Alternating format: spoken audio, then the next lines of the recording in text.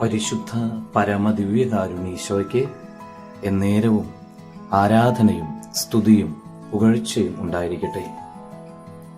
നല്ല തമ്പുരാനെ, നിന്റെ ദയയാണ് എൻ്റെ ഈ ദിവസം. ഓഗസ്റ്റ് മാസം 27-ാം തീയതി ബുധനാഴ്ച, മറക്കാനാവാത്ത ദൈവാനുഭവത്തിൻ്റെ ദിവസമായിരിക്കട്ടെ.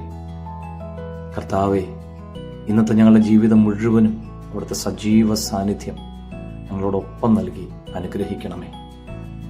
മത്തായി സുവിശേഷം 7-ാം അധ്യായം 15-ാം വചനം ഇന്ന് ധ്യാനിക്കാം.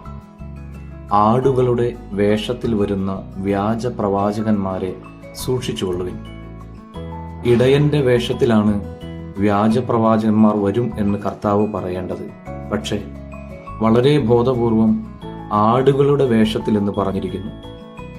സാധാരണ ജനങ്ങളുടെ ഇടയിൽ നിന്നും അവരെ സഹായിക്കാൻ എന്നോണം ഉയർന്നു വരുന്നവരെ സൂക്ഷിക്കണം എന്ന് വചനം ഓർമ്മിപ്പിക്കുന്നു. അവർ ഉള്ളിലെ തിന്മകളൊന്നും പുറത്തറിയിക്കാത്ത വിധത്തിൽ നന്മയുടെ മുഖം മൂടി ധരിച്ചവരായിരിക്കും. വ്യാജമായതെല്ലാം പെട്ടെന്ന് വളരുകയും അതുപോലെ തന്നെ തകരുകയും ചെയ്യുന്നതാണ് നാം കാണാറുള്ളത്. ഇങ്ങനെയുള്ളവർ തകർന്നതുവരെ മറ്റാരും ഇവരാൽ തകർക്കപ്പെടരുത് എന്ന് കർത്താവ് ആഗ്രഹിക്കുന്നു. നമുക്ക് ആത്മശോധന ചെയ്യാം.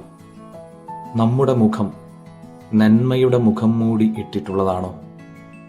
ആണെങ്കിൽ ആ മുഖം മൂടിയെ ഒറിജിനൽ മുഖമാക്കി മാറ്റാനുള്ള കൃപ തരണമേ എന്ന് നമുക്കിന്ന് ദിവ്യകാരുണ്യനാഥനോട് പ്രാർത്ഥിക്കാം. എല്ലാവർക്കും നന്മ നിറഞ്ഞ നല്ലൊരു ദിവസം ഉണ്ടാകട്ടെ. നമ്മുടെ കർത്താവ് ഈശോ മിശിഹായുടെ കൃപയും പിതാവായ ദൈവത്തിന്റെ സ്നേഹവും പരിശുദ്ധാത്മാവിന്റെ സഹവാസവും ഉണ്ടാകട്ടെ, ഇപ്പോഴും എപ്പോഴും എന്നേക്കും. ആമേൻ.